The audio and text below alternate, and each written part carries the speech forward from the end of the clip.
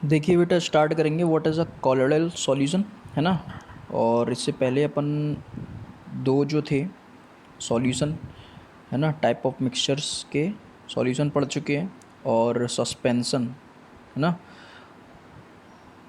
तो ये दोनों type of mixtures upon complete कर चुके हैं। तो थर्ड जो है कॉलोइडल सॉल्यूशन, वो अपन इस लेक्चर में कंप्लीट कर लेंगे पूरा। तो बने रहिए, देखते हैं व्हाट इज़ कॉलोइडल सॉल्यूशन।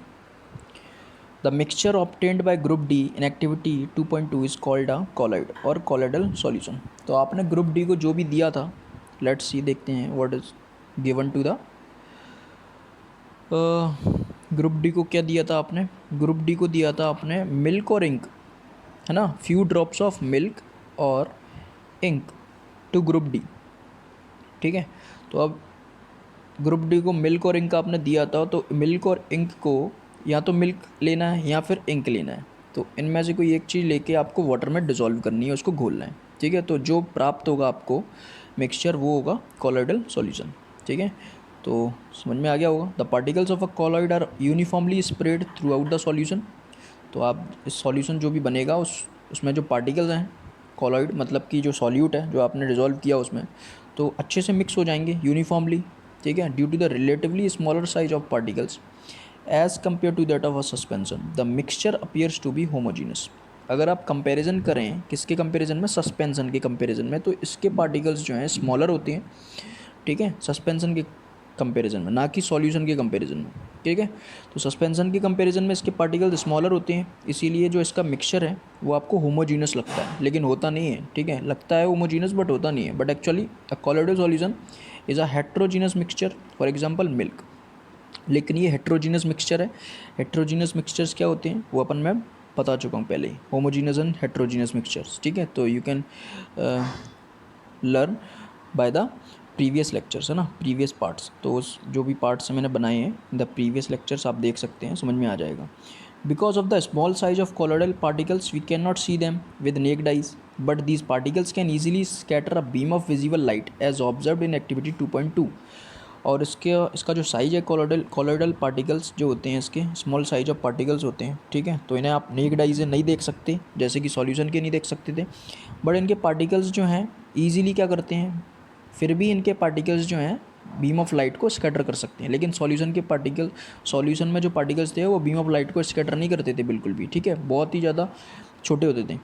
तो ठीक है, तो visible light as observe activity 2.2 में दिया गया था, बताया था जैसा ही, है ना। तो scattering a beam of light is called the Tyndall effect. तो ये बात याद रखना बेटा, इस पूरे एक्टिविटी को, ठीक है, प्रोसेस को scattering of beam of light is called Tyndall effect बोलते हैं। और इसका नाम जो है साइंटिस्ट ने रखा था। तो इन्होंने जब ये एक्टिविटी की थी तो उन्होंने ये देखा, तो इन्होंने अपना नाम ही दे दिया। ठीक है, तो टिंडल इफेक्ट, है ना। तो टिंडल साइंटिस्ट के नाम पर ही रखा गया है। तो पूरा साइंटिस्ट का नाम जो है वो आप बेटा कमेंट बॉक्स में बताइए। ठीक है, तो अगर नहीं आता है तो in the next video lecture I will confirm you. ठीक है, मैं आपको कन्फर्म कर दूंगा। एंड देखते हैं, Tyndall effect can also be observed when a fine beam of light enters a room through a small hole. तो आप इसको प्रैक्टिकली कब देखेंगे टिंडल इफेक्ट को, जब आपने बंद कमरे में, अंधेरे कमरे में, जब एक वहाँ से कोई होल है छोटा सा कमरे में या फिर दरवाजे में, तो वहाँ से सूरज की रोशनी आती है। ठीक है, रेज़ आती हैं, लाइट रेज़ आती हैं, तो बीम ऑफ लाइट ही बोलते हैं ना। बीम ऑफ लाइट मैं बता चुका हूँ, बीम बहुत सारी रेज़ का जो ग्रुप होता है वही बीम कहलाती है। बीम ऑफ लाइट तो आएगी, तो आप देखेंगे वो छोटे से होल में से आती है, लेकिन आते आते आते आते जैसे ही वो अंदर आती है तो उसका जो साइज़ है वो बड़ा होता जाता है, ऐसे डिस्पर्स होती जाती है। देखो यहाँ पे बहुत छोटा है, यहाँ पे थोड़ा बड़ा हो गया, यहाँ पे थोड़ा बड़ा हो गया, ऐसे ही और बड़ा होता चला जाता है। ठीक है, तो ये डिस्पर्स होती गई ना, जो लाइट है आपकी डिस्पर्स हो रही है, मतलब पार्टिकल्स उसको डिस्पर्स कर रहे हैं, स्कैटर कर रहे हैं। ठीक है, फैला रहे हैं। ठीक है, तो ये आप देख सकते हैं अपने एंटर रूम, मतलब कि अपने रूम में देख सकते हैं इस एक्टिविटी को करके। This happens due to the scattering of light by the particles of dust and smoke in the air. तो आपके एयर में डस्ट के और स्मोक के पार्टिकल्स होते हैं। तो जब आप देखते हैं लाइट रेस को, तो आपने ऑब्जर्व भी किया होगा कि आपको उसमें से कुछ कुछ पार्टिकल्स ने ना चमकते हुए दिखाई देते हैं, है ना। तो वो पार्टिकल्स ही क्या करते हैं, इस लाइट को स्कैटर करते हैं। ठीक है, तो इसीलिए ये टिंडल इफेक्ट वहाँ भी आपको शो करते हैं। ठीक है, तो फिगर 2.3 जो आप देख सकते हैं अच्छे से, solution of copper sulphate does not show Tyndall effect. Copper sulphate solution जो है ये सॉल्यूशन का ही मिक्सचर है, टाइप ऑफ सॉल्यूशन मिक्सचर कौन सा है, ये सॉल्यूशन है, ए में दिया है जो, और बी में जो दिया है वो कॉलोइडल सॉल्यूशन है। ठीक है, इसमें क्या है, mixture of water and milk shows Tyndall effect. ये देखो ये कर रहा है। ठीक है, अब देखेंगे टिंडल effect can be observed when sunlight passes through the canopy of a dense forest. तो डेंस फॉरेस्ट आपने घने जंगलों में भी देखा होगा, इस टाइप से भूतिया इमेज लग रही है एकदम से, ठीक है। तो ये जो है फॉरेस्ट में भी आप देख सकते हैं, छोटी सी लाइट रेज आती है, एंटर होती है, जब आप देखेंगे उसको तो कैसे डिस्पर्स हो जाती है। देखो कैसे डिस्पर्स हो गई है, देखो मैं क्लियरली आप देखो कैसे डिस्पर्स हो रही है, बड़ी होती जा रही है और आते आते आते डिस्पर्स होती जाती है, ठीक है। तो ये होता है इसलिए है क्योंकि फॉरेस्ट में जो है मिस्ट है, contains टिनी droplets of water. Mist क्या है, कोहरा ही होता है, छोटा सा, मतलब छोटा कोहरा होता है ना, फॉग थोड़ा बड़ा हो जाता है। मिस्ट में कुछ कुछ ड्रॉपलेट्स होते हैं वाटर के, ठीक है, tiny droplets of water in the air, ठीक है। तो वो जो which act as particles of colloid disperse in the airs. तो आपने देखा है मिस्ट हो गया, फॉग हो गया, ये भी क्या है, कॉलॉइडल सॉल्यूशन ही तो बनाते हैं, जिसमें डिस्पर्स फेज जो है वो आपका वाटर होता है, वाटर के ड्रॉपलेट्स, और डिस्पर्स्ड मीडियम जो है होता है आपका एयर, ठीक है। तो यहाँ दिया गया है common examples of colloid, where is the liquid dispersed phase को आप सॉल्यूट भी बोलते हैं, ठीक है, इन द कॉलॉइडल सॉल्यूशन। ये मान लो आप तो डिस्पर्स फेज जो है वो सॉल्यूट है जो कि लेसर अमाउंट में, और डिस्पर्स्ड मीडियम जो है वो सॉल्वेंट है जो कि ज़्यादा अमाउंट में होता है, ठीक है। तो ये टाइप जो है आपका कॉलॉइड का एरोसोल बनता है, जैसे एग्जांपल फॉग हो गया, क्लाउड्स हो गए, मिस्ट हो गया, ठीक है। तो मिस्ट की ही बात कर रहे हैं, तो मिस्ट में तो आपका सॉल्यूट जो है, कॉलॉइड पार्टिकल्स जो है वो वाटरी हैं, तो क्या करते हैं वो डिस्पर्स करते हैं सन रेज को, और ये देखो फैला देते हैं पूरी लाइट रेज को, बीम ऑफ लाइट को, ठीक है। अब देखेंगे प्रॉपर्टीज़ ऑफ अ कॉलॉइड की प्रॉपर्टीज़ अच्छे से याद कर लेना, पूछी जा सकती हैं अच्छे से, ठीक है। तो a colloid is a heterogeneous mixture, show करता है होमोजीनियस जैसा लेकिन हेट्रोजीनियस मिक्सचर है। द साइज, और क्यों है ये भी अपन पता लगा लेंगे अभी, देखना। The size of particles of a colloid is too small to be individually seen by naked eyes. इसको आप नेक्ड आइज नॉर्मली आंखों से नहीं देख सकते इसके पार्टिकल्स को, मतलब कि कॉलॉइड पार्टिकल्स मतलब सॉल्यूट को। और colloids are big enough to scatter a beam of light passing through it and makes its path visible. लेकिन कॉलॉइड्स के पार्टिकल्स जो हैं बिग इनफ हैं, इतने तो हैं बड़े कि वो स्कैटर कर सकें किसको, लाइट को, बीम ऑफ लाइट को। सॉल्यूशंस के तो बिल्कुल भी नहीं होते, तभी तो वो बीम ऑफ लाइट को बिल्कुल भी वो नहीं करते हैं, ठीक है, स्कैटर नहीं करते हैं। They do not settle down when left undisturbed, that is a colloid is quite stable.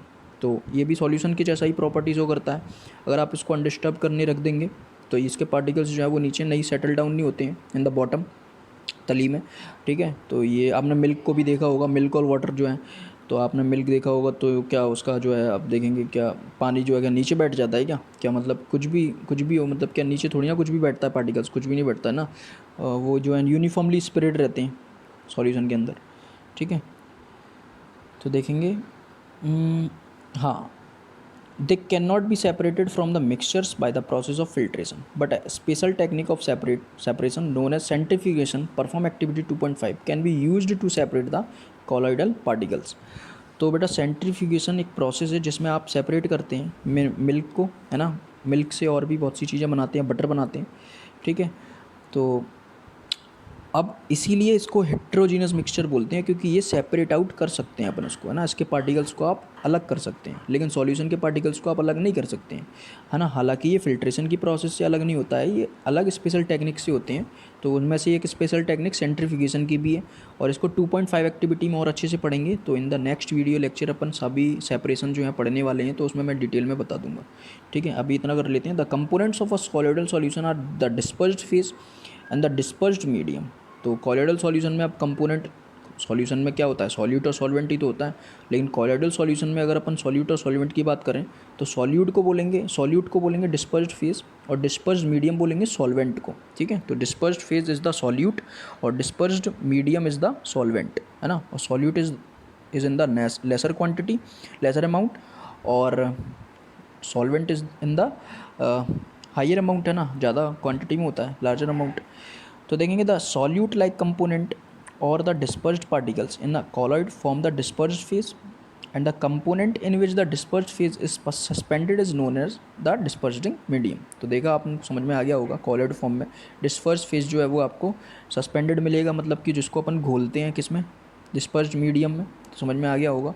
Colloids are classified according to the state solid, liquid और gas of the dispersing medium and the dispersed phase. तो colloids को आप classified किया गया है ना, solid में, liquid में और गैस में। तो अलग अलग कॉलॉइडल सॉल्यूशन होते हैं, तो वो अलग अलग पार्टिकल्स से मिलके बनते हैं, solid liquid, liquid gas, gas liquid, है ना। तो टेबल 2.1 में अच्छे से दिया गया है। A few examples are given in table 2.1। From this table you can see that they are very common everyday life, है ना। तो ये बहुत ही कॉमन होते हैं एवरीडे लाइफ में, ये सब कॉलोइडल सॉल्यूशन के कुछ एग्जांपल्स हैं, ठीक है। तो बेटा ये मैं बता चुका हूँ, लिक्विड और gas, liquid is in the lesser amount और gas is in the larger amount, है ना। तो डिस्पर्सिंग मीडियम है, और टाइप क्या बनता है, एरोसोल बनता है, जैसे फॉग हो गया, क्लाउड्स हो गए, मिस्ट हो गया, ठीक है। कोहरा जिसमें आप वाटर ड्रॉपलेट्स देख सकते हैं, वो होते हैं, वाटर जो है आपका लिक्विड हो गया। और गैस क्या है, गैस होती है आपकी air, air is the mixture of gases. तो एयर में जो है एयर जो है वो डिस्पर्सिंग मीडियम है, ठीक है, गैस है।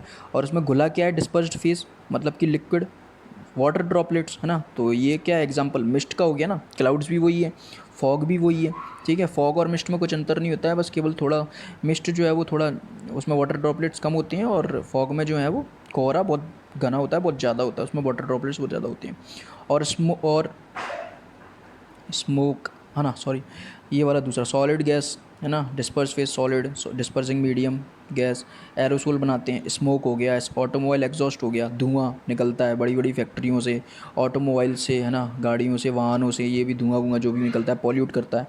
तो उसमें जो है सॉल्यूट आपका होता है, मतलब कि डिस्पर्स फेज होता है सॉलिड, और डिस्पर्सिंग मीडियम मतलब गैस। तो गैस में ही तो मिल रहा है ना, ये पूरा पॉल्यूशन कहाँ से होता है, पूरा गैस में, एयर में ही तो मिल रहा है। को क्या मिल रहा है, सॉलिड मिल रहा है, मतलब कि पॉल्यूटेंट मिल रहे हैं, पॉल्यूटिंग पार्टिकल्स जो कि पॉल्यूट करते हैं। स्मोक क्या करता है, पॉल्यूट ही तो करता है, प्रदूषित करता है पूरी हवा को। ऑटोमोबाइल एग्जॉस्ट क्या करते हैं, पॉल्यूट ही तो करते हैं पूरी एयर को, है ना। तो ये भी एक टाइप ऑफ एरोसोल है। तो बेटा ये 1 बाई 1 आपको याद करने हैं, ये आपको पूछे जा सकते हैं इन योर एग्जाम्स। तो अच्छे से याद कर लेना इनके एग्जाम्पल्स, इनके टाइप और dispersed phase and dispersing medium अच्छे से पढ़ लेना, ठीक है। तो in the next video lecture upon separating the components of a mixture पढ़ेंगे। होप सो आपको तीनों टाइप ऑफ मिक्सचर्स अच्छे से समझ में आए होंगे। अगर आपको वीडियो लेक्चर्स अच्छे लगते हैं तो please like, subscribe and share ज़रूर करें, है ना, चैनल को, टू द नीडी स्टूडेंट्स, ज़रूरतमंद बच्चों को, है ना, जो कि इस वीडियो लेक्चर्स की तलाश में, है ना। तो till then, goodbye, take care and thank you.